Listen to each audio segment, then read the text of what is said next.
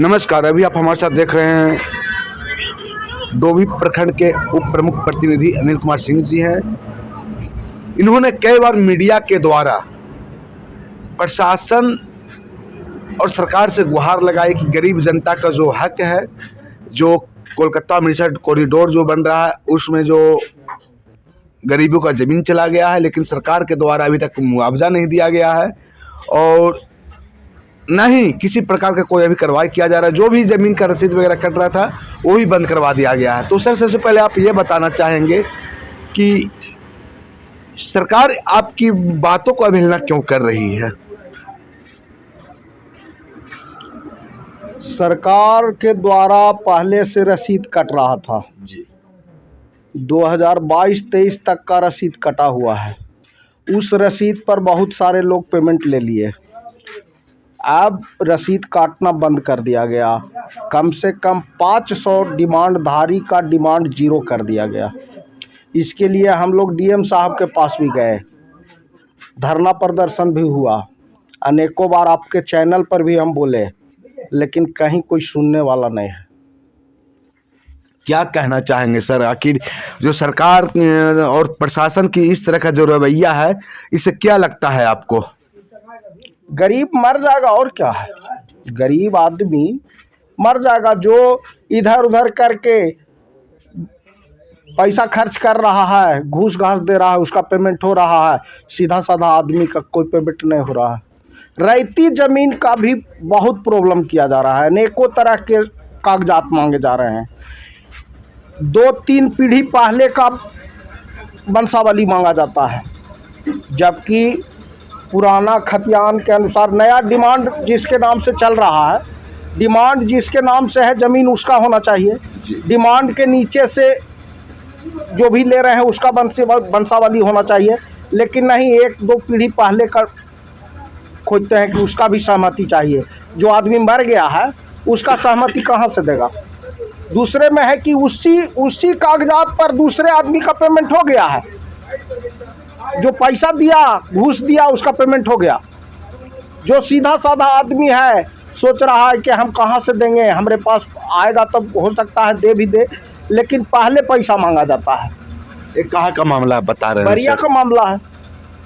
वो व्यक्ति का क्या नाम है जिसका ये मामला है, जिसे पैसा मांगा डिमांड किया जा रहा है? देखिए, पोखन यादव के पत्नी धनेश्वरी देवी के नाम से डिमांड है।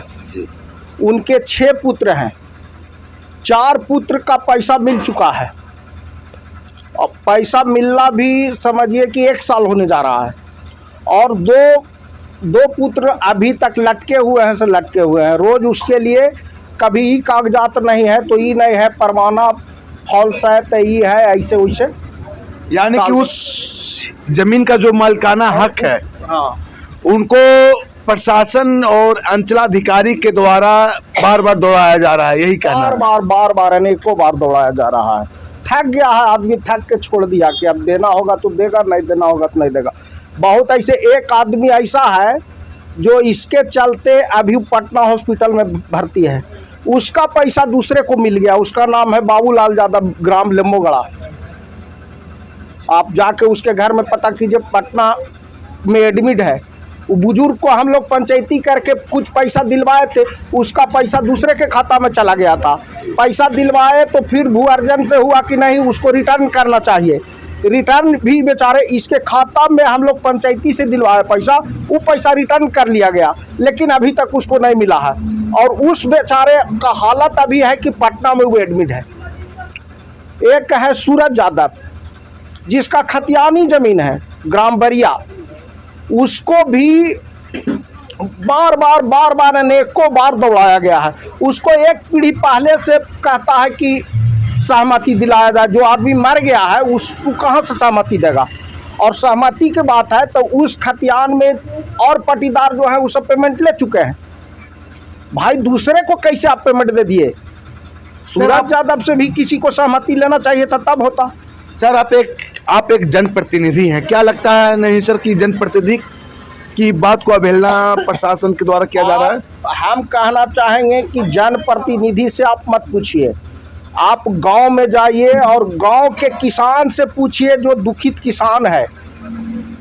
ये बात तो है कि भाई एक ही रसीद से पैसा किसी का मिल गया और किसी को नहीं मिल रहा है। दूसरी बात है कि जो रेट मिल रहा है वो टोटल ज़मीन का एक तरह का रेट मिल रहा है। आज हम अगर सड़क किनारे ज़मीन रजिस्ट्री कराने जाते हैं तो उसका कमर्शियल या व्यावसायिक या फिर आवासीय लिया जाता है, लेकिन मुआवजा देने में वो बात नहीं है। मुआवजा माने सब धाम 22.5 पसेरी, एगो कहावत है, वही हो रहा है। और इसमें भी है कि 15 साल 20 साल पहले जो रजिस्ट्री ऑफिस में रेट निर्धारित था उस रेट के अनुसार मुआवजा दिया जा रहा है, जो कि सरासर गलत है, सरासर अन्याय किया जा रहा है। क्या कहना चाहेंगे? अगर 1 बीघा आदमी किसी का 1 बीघा जमीन जा रहा है तो वो 1 कट्ठा 2 कट्ठा भी कहीं जमीन नहीं खरीद पा रहा है।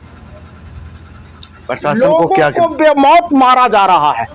हम लोग तो चाह रहे हैं, इसका विरोध नहीं किए हैं कभी, हम लोग चाह रहे हैं कि कॉरिडोर बने, लोगों को रोजगार लगे, विकास हो, लेकिन आदमी को भी जिंदा रहना चाहिए। जिसका ज़मीन जा रहा है वो मर जाएगा, अगर उसका कत्ल करके सरकार बनाना चाह रही है तो बनावे, हम लोग क्या कहेंगे?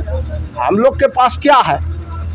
एक दिन आंदोलन करने के लिए हम लोग डोभी में प्रोग्राम बनाए थे, डीएम साहब बुला करके कहे कि नहीं हम सब सुनेंगे आप लोग की बात को, इस सब को स्थगित किया जाए। तो भाई उस समय से हम लोग चुपचाप हैं, लेकिन रवैया वही है, कहीं कोई बदलाव नहीं हुआ है। क्या कहना चाहेंगे प्रशासन को आप?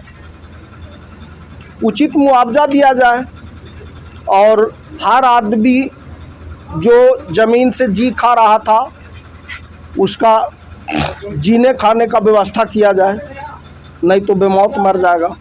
तो इन्होंने साफ तौर पे कहा कि जिस तरह से गरीब किसानों की ज़मीन को सरकार के द्वारा मुआवजा नहीं दिया जा रहा हो, कोलकाता मिशन कॉरिडोर का प्रोजेक्ट में लगाया गया है, लेकिन अभी तक के जो है उसकी राशि किसानों को नहीं दी गई है। तो देखना अब यह है कि प्रशासन किस तरह से जागती है और किसानों को मुआवजा देने के काम कब तक करेगी।